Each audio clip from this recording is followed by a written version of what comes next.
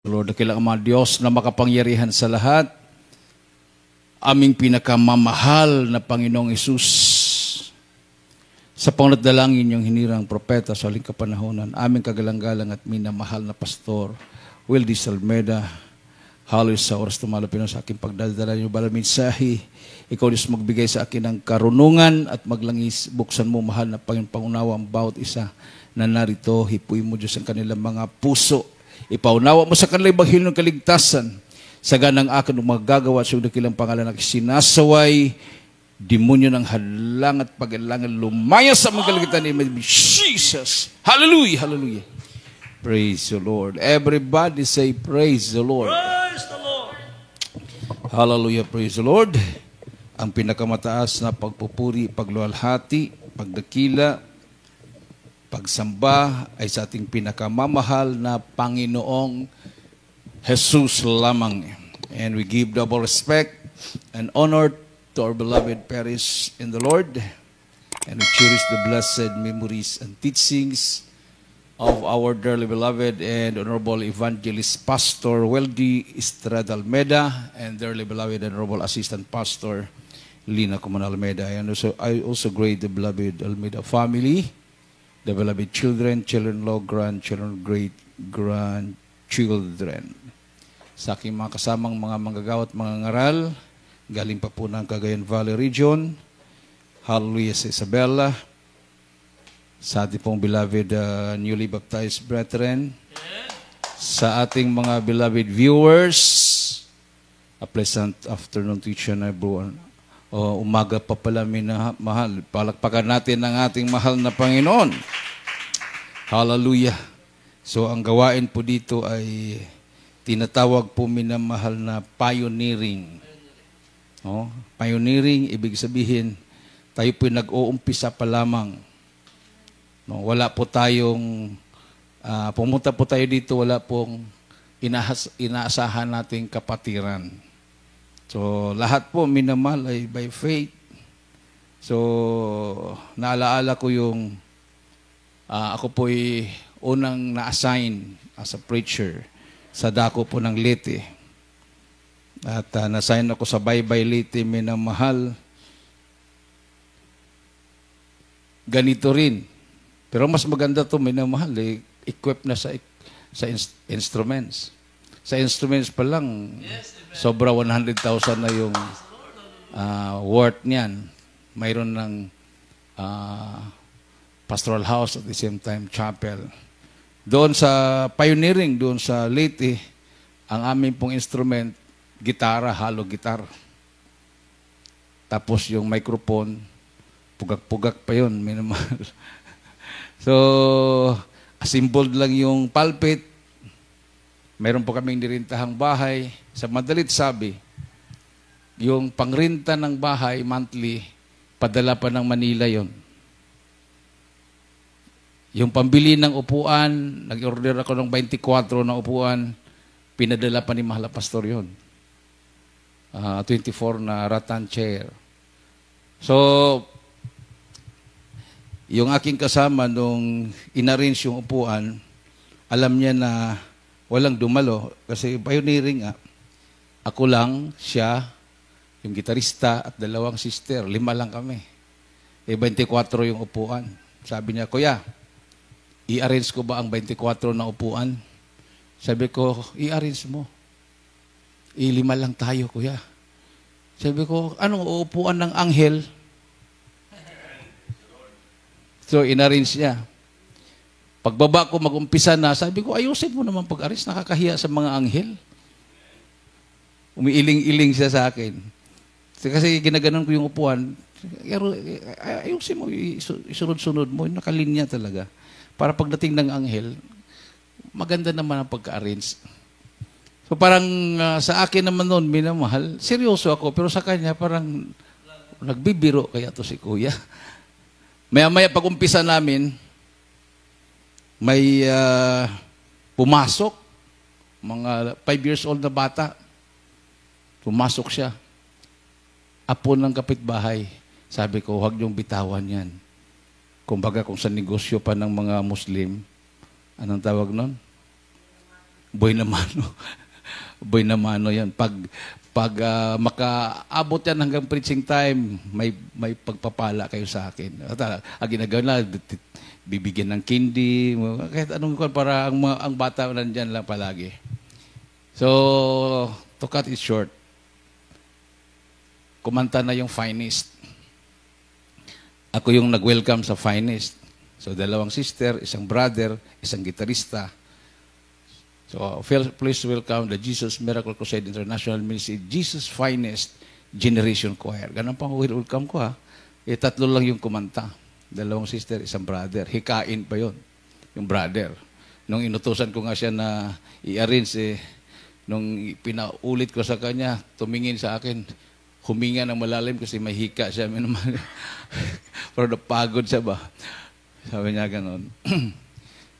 Nung kumanta na yung choir, wala naman akong alam kung ano yung kanta ng Finest Choir. Basta kung ano yung kinakanta sa congregation, yun din kanta ng Joyful. Ang solemn pala nga, parang maalala kong solemn nun, tanging ala eh. Yung solemn ng Finest Choir. Nung kumanta na yung choir, katulad niya, nakabukas po yun, naka-close yung pintuan. Yung pintuan na yun, pag naka-close, hindi mo basta-bastang mabukas yun dahil matigas ang doorknob, bago na pintuan. Nagulat ako, biglang lumagapak. Akala ko may tao na pumasok, na binuksan, lumagapak yung pintuan, pak! Pagtingin ko, kasi nag-follow up na ako sa choir noon, kasi last song na. Pagtingin ko sa pintuan, may pumasok na hanginan umiikot, yung alam mo yung ipo-ipo. Sa lakas ng ikot niya, parang marinig mo, parang ganon. Parang nakikita mo yung, ang hangin pala pag umiikot, parang nakikita mo siya na puti. Umiikot siya ng mabilis na ikot. Parang may pumasok na, parang purmang tao siya, na umiikot na hangin na puti. Unang nadaanan yung gitarista.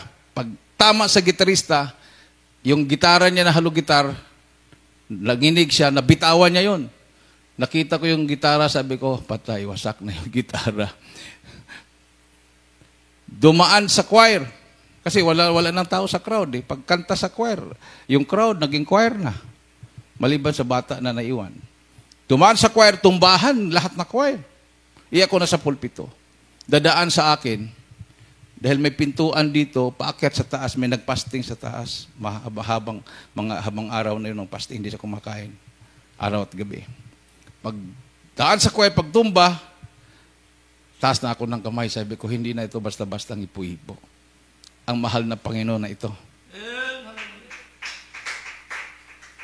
Pag taas ko ng choir, ng kamay ko at sumigaw ko ng haleluya, dumaan yung hangin sa akin na umiikot, ang naramdaman ko, kuryente. Na-kuryente ako, tumba ako. Puspos, presensya ng Malapinon.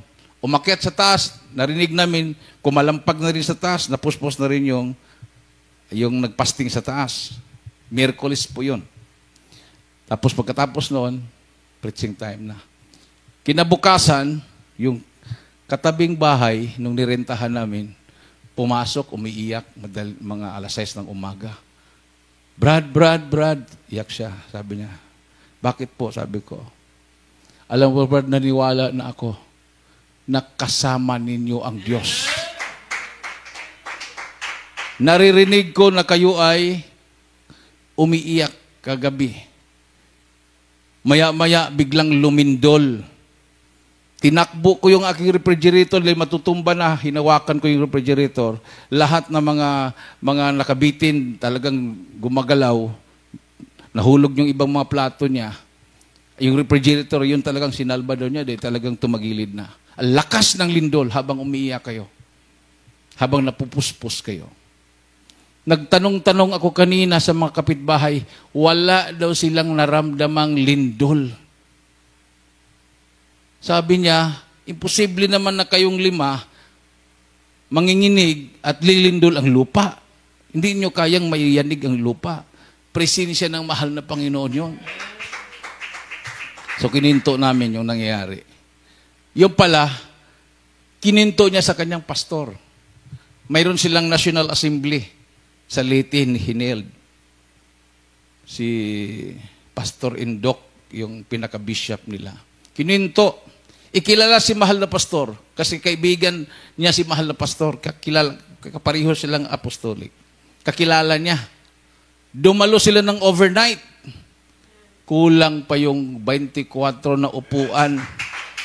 Nandoon yung mga pastor, nandoon yung mga evangelist, nandoon yung bishop. Tsaka puno. Puno yung upuan. Kulang pa. Ako yung nag-preach. Pag-preach ko, kasi sila, nag-observe lang sila eh. Pag-preach ko, kalagitnaan ng preaching, biglang napuspos yung bishop at nag-speak in tongues. Tinuturo yung pulpit. Sabi niya, "This is my church, this is my church, this is my church." Tapos pupuspos siya, nanginginig siya.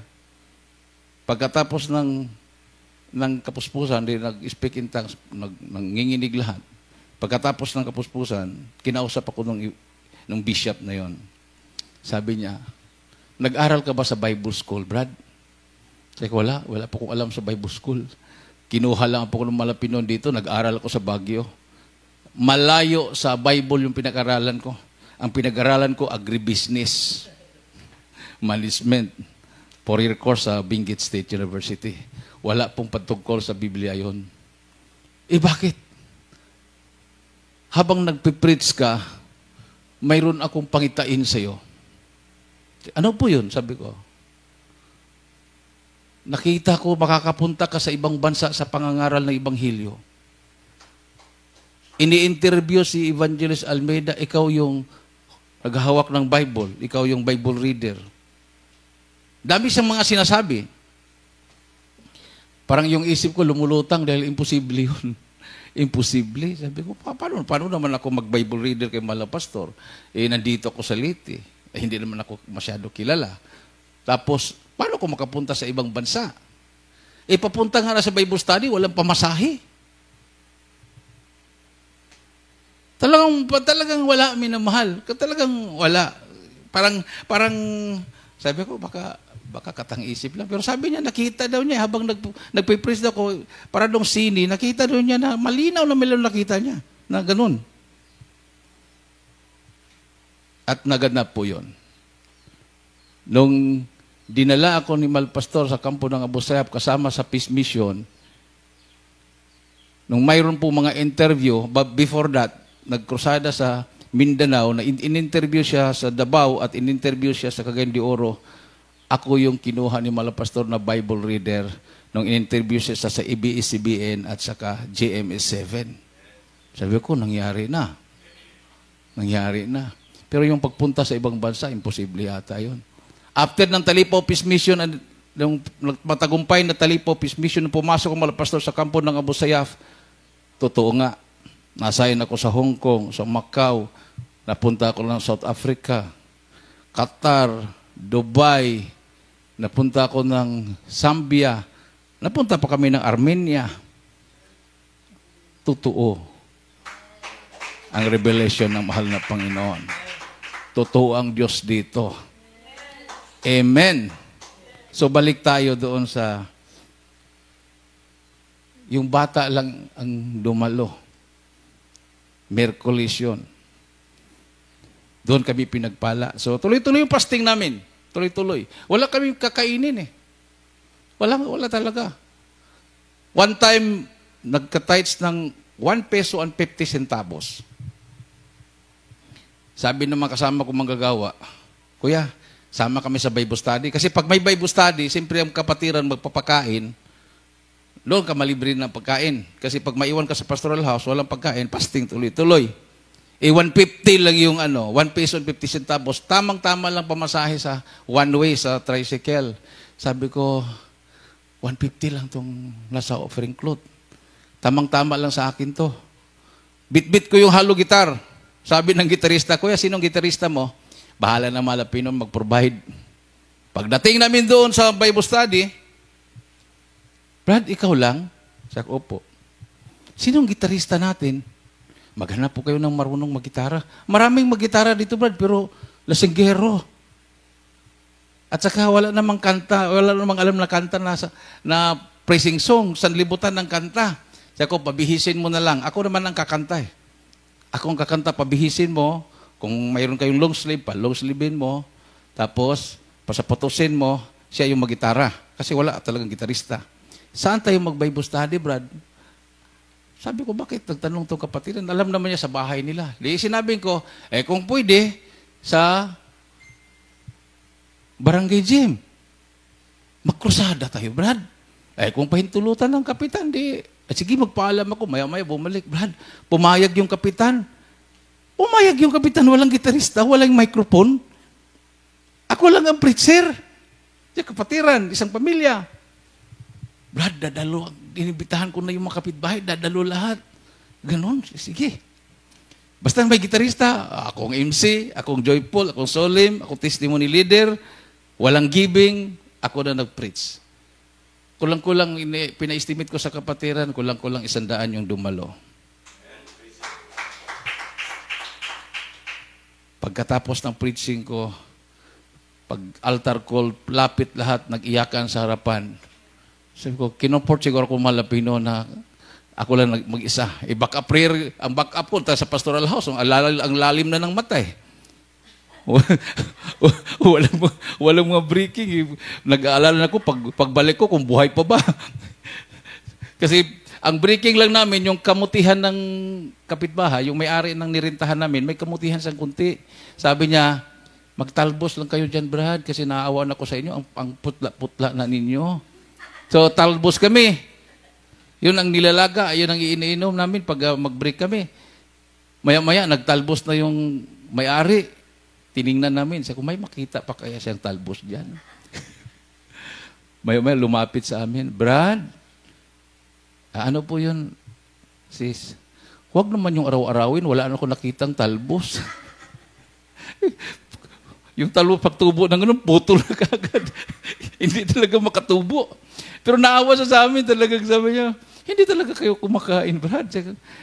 Malapinon po ang magpakain sa amin. Pagkatapos ng yung parang crusade, Bible study, nagiging parang crusade na. Kinabukasan, hindi ako kumuha ng offering, ang problema ko, pamasahe pabalik. Sabi ng kapatiran, Brad, kumain ka na ng maaga, Brad, kasi yung tricycle nag-antay na sa'yo. Hindi naman kita inaapura. Pero nag-antay na yung tricycle, Brad. Bihira pa naman ang tricycle na bababa papuntang sentro ng baybay. Yan lang yung nagbibiyahe. Mamaya, hapon na yan. O di, kain ako. Pagkatapos, Brad, sakay ka na. Nahiya naman ako magsabi, wala akong pamasahe. Sumakay ako. Pasensya na, Brad, ha? Halos wala nang maupuan. Siksik ako dahil ang karga, mga 3/4 na sakong bigas, isang malaking langka, 10 niyog, isang buhig na saging, tapos mayroon pang yung, alam mo, yung kasaba, yung kamuting kahoy. Basta puno ng karga. Siksik lang ako doon. Tamang-tama lang ako makasiksik. Sabi ko, siguro libre to. Pinasiksik lang ako dahil wala nga akong pera. So, tuloy-tuloy. Hindi rin ako nagtanong kung magkano pamasahe. Alam ko, 150 lang pamasahe, pero wala talaga akong 150, 1 peso and 50 centavos. Wala. Pagdating doon sa highway, lalakarin na yung pastoral. Sabi ko, dito na lang po.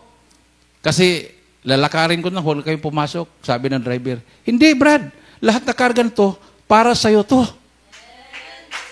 Para sa'yo tong lahat na karga. So, ganun. Habang papasok ako doon sa pastoral house, nakita ko yung mga kasama ko manggagawa sa terrace, nakatingin. Sabi ko, ay, salamat, buhay pa sila. Sabi ko, Malapinon, salamat. Paiyak talaga ako, buhay pa sila. Tapos buhay pa sila. Lalim na lambat na nila. Sabi na, Kuya, atin yan. Oo, atin to. Magsaing na kayo, maglugaw. Dahan-dahan lang ka, mabluting tayo Sige, Kuya. Binaba nila. Tapos yung driver, parang mapaiyak na rin. Kasi nakita yung kalagayan ng mga kasama ko. Ang papayat na lalim na lang mata. Sabi ko, Malapinon, talagang totoo ka, buhay ka, Malapinon. Sabi ko, mahal na pinuno mo ang lugar na to ng mga pastor, nandun pang bishop. Punuin mo rin to ng kapatiran, mahal na Panginoon. Wala pang isang buwan, hindi na kami magkasya. Dala namin doon sa People's Gym.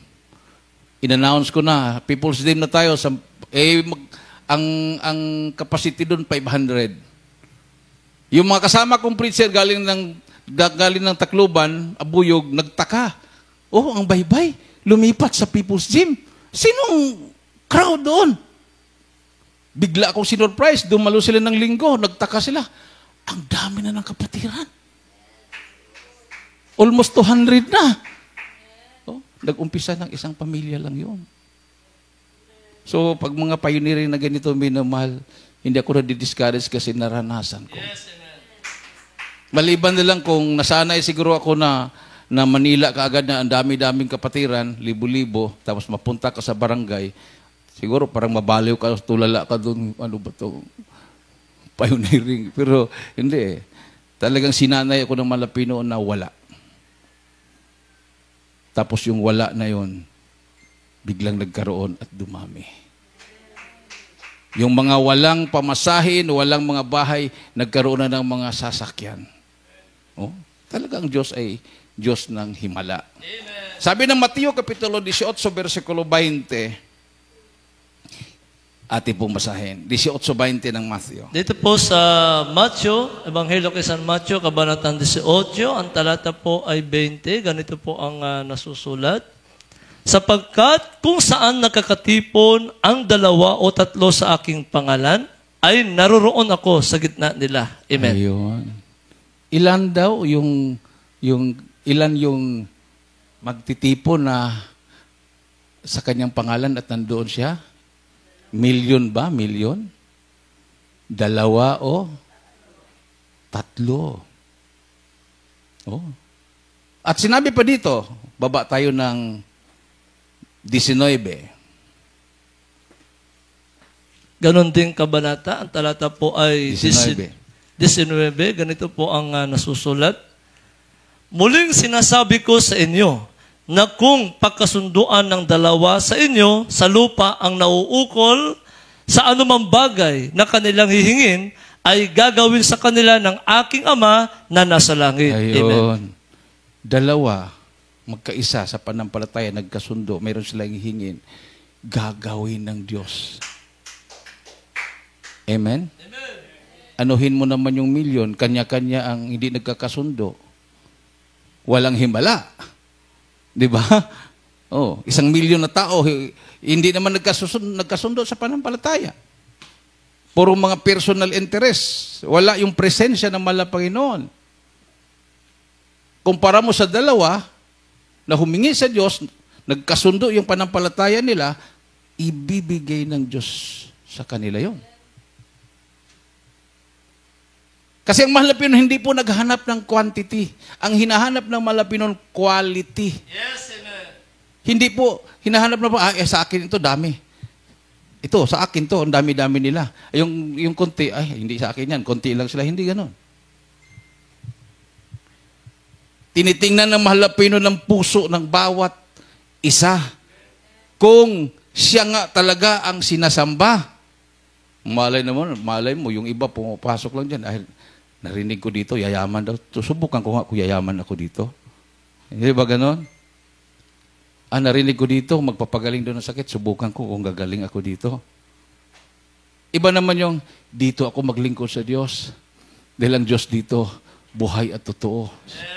So, hindi ka observer, worshiper ka. Hindi ka performer. Iba yung performer. Gagaling tumugtog, gagaling kumanta, pero ang puso niya malayo sa Panginoon. Hindi worshiper yun. Hindi yun believer. Oh. Pagkatapos ng kumanta, pag doon na sa likod, magtawanan yun. Ay, pumirit ka kanina. Oh, ikaw nga, kung tumugtog ko, hindi naman tama yung kwan mo eh. Hindi worship yun. You are just performing. Yes. Para saan yung pagkanta mo? Para saan yung paggitara mo? Para saan pagtugtog mo? Para lang doon sa crowd.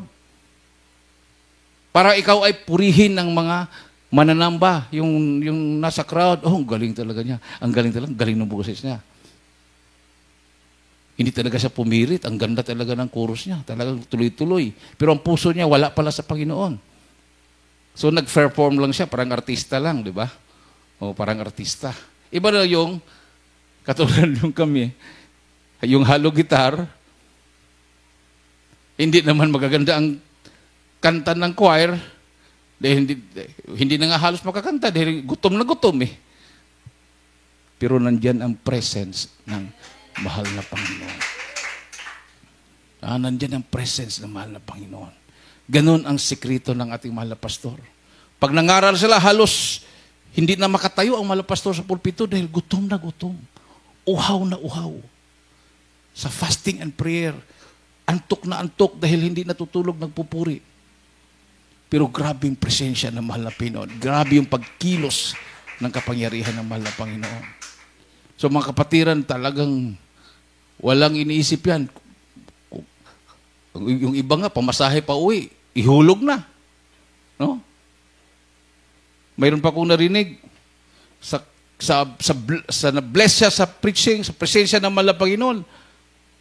Nabaliktad yung kanyang inihulog. Yung kanyang inipon para manganak yung kanyang beloved wife. Kasi pag manganak yung kanyang beloved wife, sinabihan na siya na isisaryan dahil hindi daw magandang pagkaplasta. So isisaryan kasi first baby. So nag-ipon na siya. Ang naihulog niya, yung inipon. 35,000. Ang naiwan sa pitaka, yung pamasahe pa uwi. At saka yung tithes and offering. Nabaliktad. Sabi, hindi na natin makuha yun. Kasi wala namang pangalan. Sa mahal na Panginoon, paano yun? Habang nakasakay sila ng bus sa Manila, may tumabi, Chinese. Pagdating sa unahan, bumaba yung Chinese. Naiwan yung bag. Sabi ng mag-asawa, ay huwag niyong buksan yan. Kasi nakakatakot. Dalhin na natin. Baka makita ng iba. Nilagay sa lamesa. Biglang nag-ring yung cellphone. Binuksan. Sinagot. Opo, naiwanan po nyo sa upuan. Nandito po sa amin. Nabuksan na ninyo? Hindi pa po. O sige, magkita tayo sa ganito. Kita. Nung binuksan ng Chinese, nandoon pa nga, natuwa yung Chinese. Talagang Krisyano kayo. Alam nyo, kawi-withdraw ko ng pera sa bangko para pang-sweldo ng mga tauhan. Alam nyo ba kung magkano yung laman yan? 10 million. 10 million, pero hindi sila nagka-interest. Oh, Krisyano po kami, hindi ayaw po namin magkasala. Tapos, sige, salamat. Mayroong kinuha din ako, binigay. Pasalamat, yakapan, alis yung Chinese. Pagbuklat nila, 1 million yung binigay. Yes, sobra pas 35,000. O, tingin mo. Pero kung hindi Krisyano, sabihin mo, ay sayang, 1 million, 10 million pa naman yun. Di ba? Oh, honesty is the best policy. Diba? Di ba dito sa Batanes? Sikat kayo sa buong Pilipinas. May honesty store. Kahapon yata. Kahapon ba yun o nakarang araw? Di nakarang araw. Oh, kahapon. Kasi maaga kami, hinatid kami ng patrol ng pulis doon, maaga. Sasakay kami alas 12, nakarating kami alas 8. After Bible study sa pulis, hinatid kami doon. Hinanap namin yung honesty store. Kasi narinig namin ng honesty store. Pagdating naman, honesty coffee shop. Wala kang tao. Doon mo lang ihulog yung bayad mo. Nandoon yung mga t-shirt, pwede kang magkape, pwede kang mag-noodles, pwede kang kumain, pwede kang mag-soft drinks. Mamamahaling halaga yun nandoon. Tapos kukuha ka doon, kukintahin mo yung lahat na kuha mo, babayaran mo. Huwag mong kulangan, pwede pa sobrahan. Kasi wala nang magbarya sa'yo. Pero wag mong kulangan. Kasi pag makulangan mo ng piso, hindi ka na honest. Magkukusada ka pa, tapos hindi ka honest, wag na lang. Di ba? Sa habang panahon, 10 years, 20 years ka na maglilingkod, tapos kukulangan mo ng piso yung binayad mo, nasayang yung 10 years na paglilingkod mo, nagsinungaling ka na. Di ba? Para kang nagpukpok ng martilyo sa ulo mo. Baka sabihin pa ng mahal na Panginoon, krusada pa kayo dyan, mas honest pa ang mga tao dyan sa inyo. Di ba nakakatawa? No, nakakatawa. Hindi talagang, kung pwede, pasubrahan mo kaysa makulangan. Yan ang ginagawa natin dito. Pag sasakay kami ng tricycle, kasi parang grab yung tricycle. O magkano po? 70. O, bigyan namin ng 100. O, huwag na po na suklian. Thank you, sir. O, kaysa, bigyan mo ng 50. O, kulang. Yung sa ibang lugar, sa mainland, bawat pasahero, sisingilin yun, sabihin pa capacity. Tapos yung pala, iikot-ikot ka lang, nandyan lang sa malapit. Sisingilin ka na ng 150. Dito ang layo-layo, 20 lang. Matuwa pa sila kung pasubrahan mo. 10 pesos, 80. Mga honest nga, mga tao. Pag makasalubong mo, yumuyuko. Good morning, sir. Good afternoon, sir. Ganyan. Good evening, sir. Pati pulis, yung may tumatango. Sabi ko, iba talaga lugar na to. Yes. Amen? So kung yung mga hindi pa nabago ng lubusan, pwede dito muna patirahin. Para ma-practice. No? Ma-practice yung buhay Kristyano. Totoong Kristyano.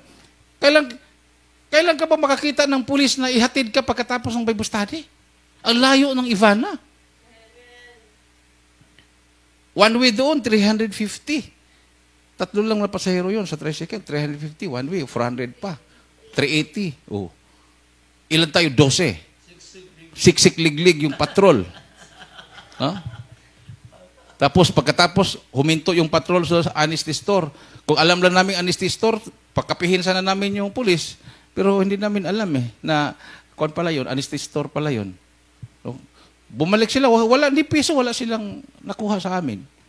Grabe sakripisyo. Pagdating naman namin doon sa sabtang, lumapit naman yung pulis. Saan kayo pupunta, sir? Ihatid namin kayo sa patrol. Ganun ang mga pulis dito. Modelo. Everybody say, praise the Lord. Oh. Hindi sila nag-i-standby sa opisina. Pag-report. Pagkatapos ng roll call, kalat na sila sa mga taong lugar, sa palengke, sa mga lugar na yun. Nandun siya, tagdadalawa. Walang dalang baril. Pagtingin mo, hindi sila mukhang matapang at mga hambog dahil walang baril. Walang baril. Makilala mo lang pulis sa karoperme. Pero pag makasalubong mo, yumuyok ko, good morning, sir. Good morning, sir. Good afternoon, sir. Kung minsan, pagkasalubong, magulat pa ako dahil mayroon nang nagsalita sa kasalubong ko. Evening, sir. Oh, good evening, sir. Diba, ganun. Amen. Maliban na lang kung bingi ka, pag sabi, good morning, sir. Maglakad-lakad lang. Ay, maglakad-lakad, sir. Ay, good morning pala. Ibaliktad yung sagot mo. Kumbaga, tsamba-tsamba ba? Pag, ano kaya isasagot, ano kaya itatadong dito? Pagbuka ng bibig, akala mo, maglakad-lakad, sir. Lakad-lakad lang yung pala, nag-good morning. So, makikita mo talagang itong lugar na to, special ng mahal na Panginoon. Amen. Yes, glory. Everybody say, praise the Lord. Nung pumasok ako sa kampo ng NPA, sabi ng mga tao doon sa sinundungan, kasi sabi ko, dublihin ang mga bata. Nung dublihin, sabi ng mga bata, lahat ba dublihin, sir? Kayo lang mga bata, hindi pwede, sir. Lahat mga matatanda, dapat pantay-pantay. Hindi na namin dinubli. Yung biscuit sa Diyos. Ayaw nilang tanggapin dahil gusto nila pantay-pantay. Yung pala, doktrinado na sila ng NPA. Nung kininto ko sa mga pulis, yan ang dahilan, Dani. Sabi nung kausap ko na Colonel, inumans lang namin yung sinundungan na yan dahil bata pa lang, Doktrinado na sila. Sabi ko, tika muna, sir. Ano bang masama ng isang bata na tinuruan na ayaw man lamang? Masama ba yun? Di ba, sir, disiplinado sila? Kasi pag sa ibang lugar, lalo na sa syudad, kahit puno na ang bulsa, wala pa, sir. So, kamot siya ng ulo. Sabi ko, sir, ang kulang na lang dyan, kasi disiplinado lang mga tao, ang kulang na lang dyan, salita ng Diyos. O sige, gawin mo mga praise the Lord, lahat dyan. Di na matuloy ang no man's land, di na tutuloy ang gera. O di nabutismuhan ang mga tao sa Sinundugan Valley. Instead na lalaban sila sa gobyerno, sila po ay katuwang na ng gobyerno. Palakpakan natin ng malakas na palakpak at mahal na Panginoon.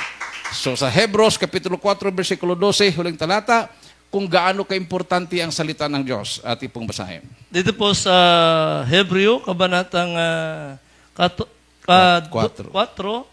ang talata po ay 12. Ganito po ang nasusulat.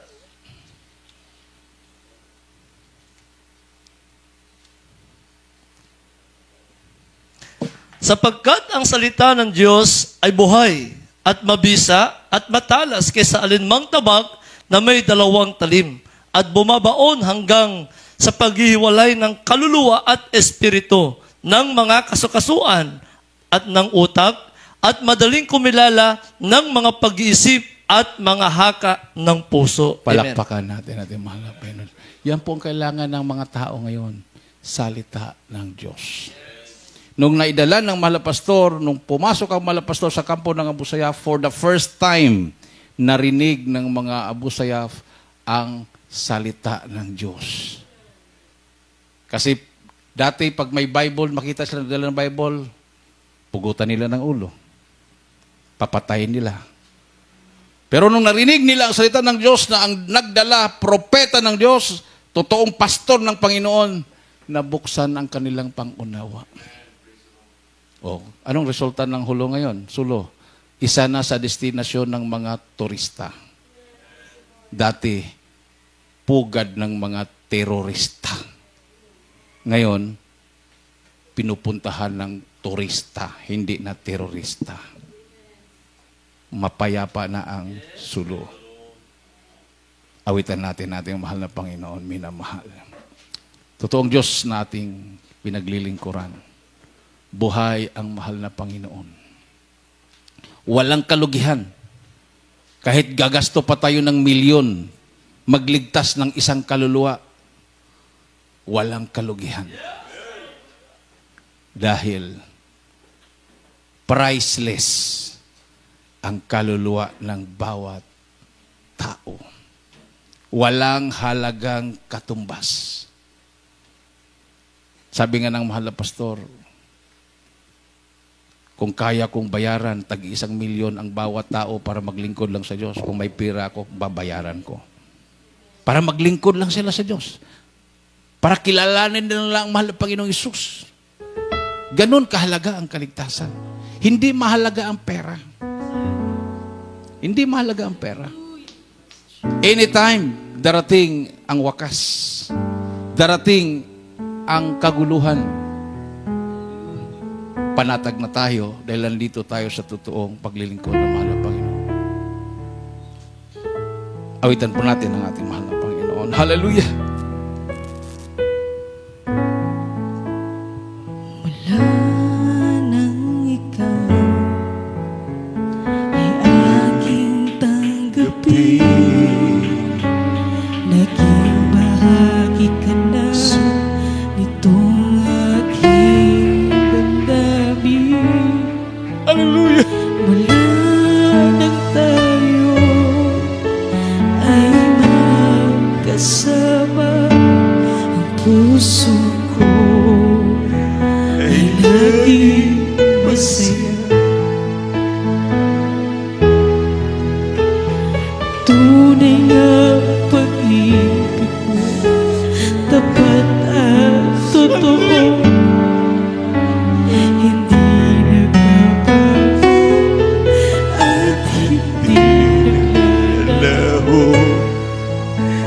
Mananatili ito hanggang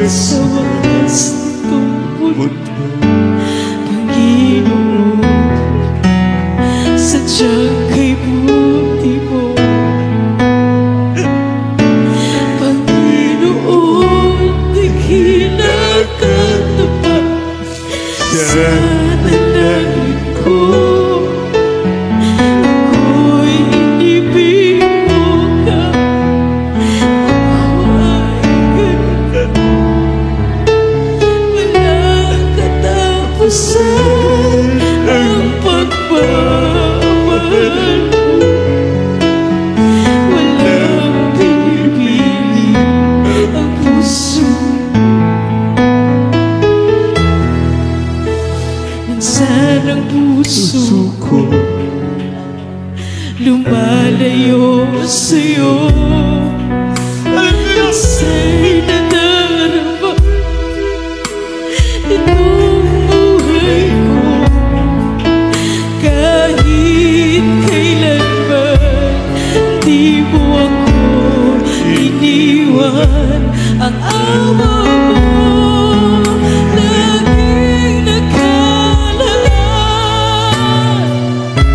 Panginoon,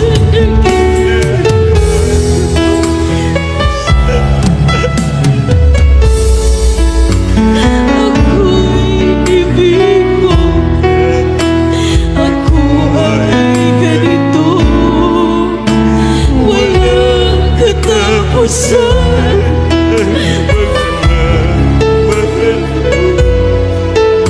Walang pinipili ang puso. Panginoon, dakila ka tapat sa dalangin ko. Ako'y inibig mo. Ako ay walang katapusan ang puso.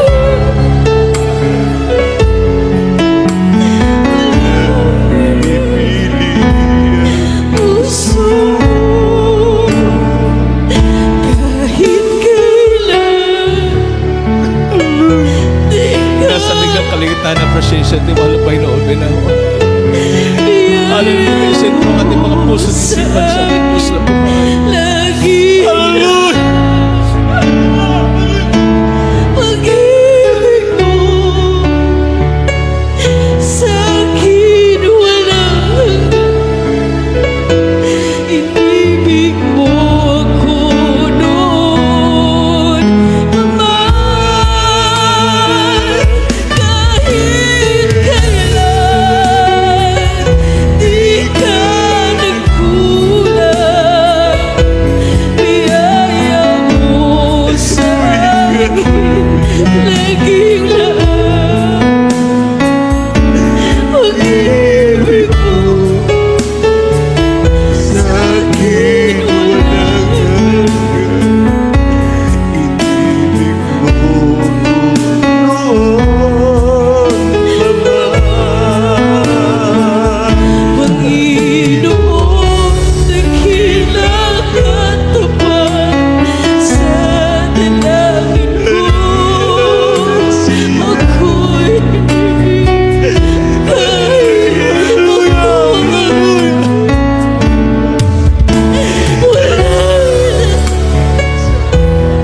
ang pagmamahal. Walang pinipili ang puso.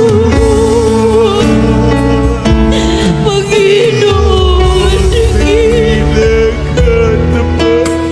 sa dalangin ko.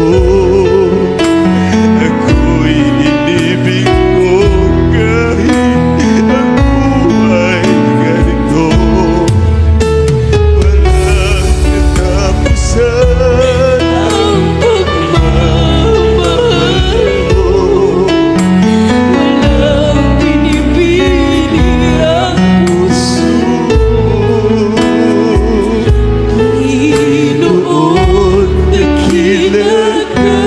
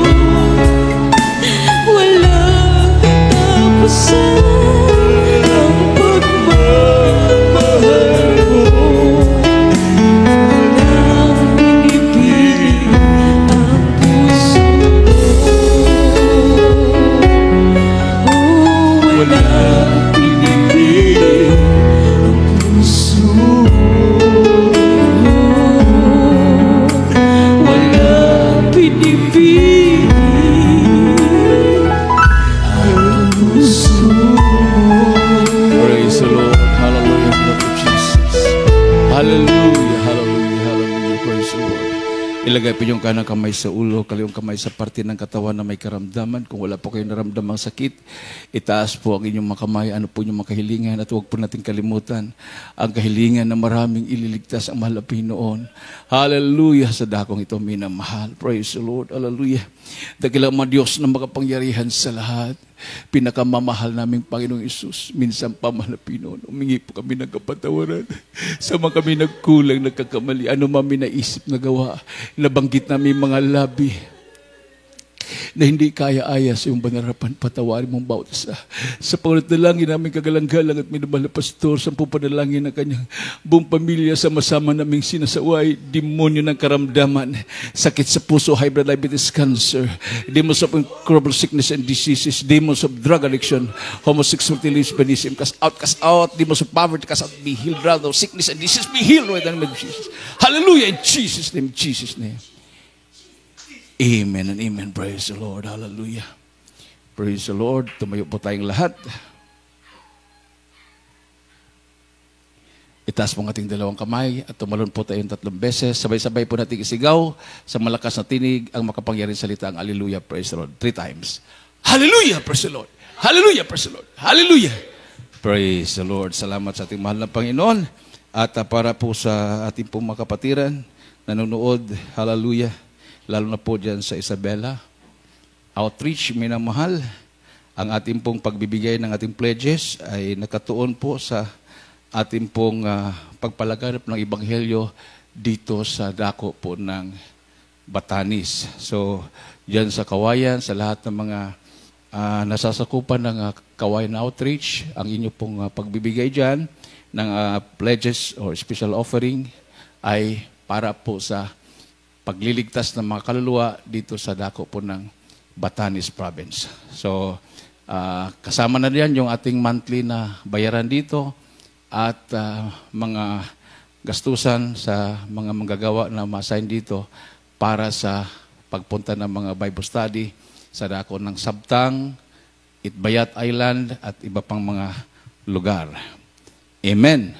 At prayer day po natin magkaroon ng sariling sasakyan dito para madaling makakilos, no? Kahit tricycle lang, ano, Brother Eldil? Praise the Lord. Talagang pinagpala ang ating mahal na kapatid. Siya po yung unang ma-assign dito na preacher, so palitan every 3 months. Yung 3 months, pwede maging 3 years. Praise the Lord. Hanggang 2027 na yan. Sabi na, mag-gira na daw sa 2027 eh. Huwag kang mag-alala. Lahat ng mga nanonood, susuporta sa gawain ng Batanes Outreach. Palakpakan natin ang mahal na Pinoon, minamahal. At ibigay ko na pong pagkataon sa ating pong beloved Brother Edil para po sa announcement at closing prayer.